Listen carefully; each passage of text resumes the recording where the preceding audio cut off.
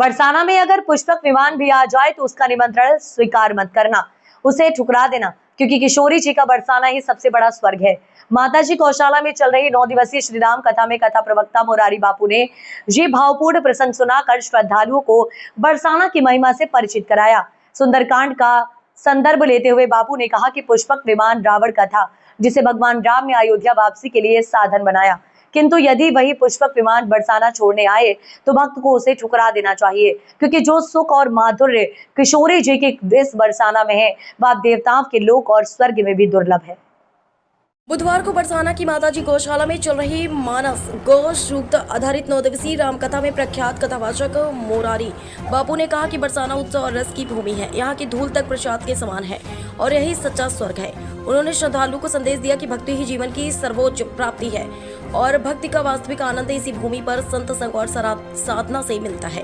कथा पंडाल में बैठे हजारों श्रद्धालु यह प्रसंग सुनकर भाव विभोर हो उठे। श्रद्धालु झूमते हुए बरसाना की महिमा का रसपान करते रहे।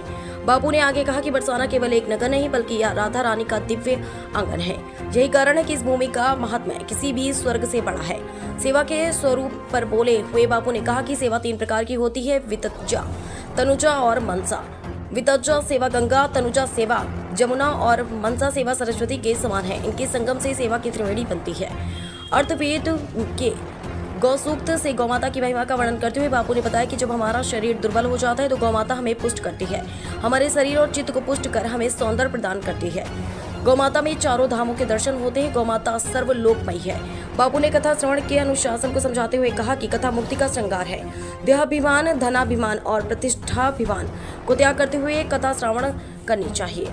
5वें दिन की कथा में बनारस के जगत गुरु सतुआ बाबा महाराज, कोटवन के मौनी बाबा, महामंडलेश्वर स्वामी कृष्णानंद, बालकृष्ण दास, कार्यकारी अध्यक्ष राधाकांत शास्त्री, नरसिंह दास बाबा, समाजसेवी वीना हरेश संघवी, निकुंज संघवी, नीलिमा संघवी, अवनी संघवी, जिला पंचायत सदस्य संजय सिंह हिमांशु आदि उपस्थित।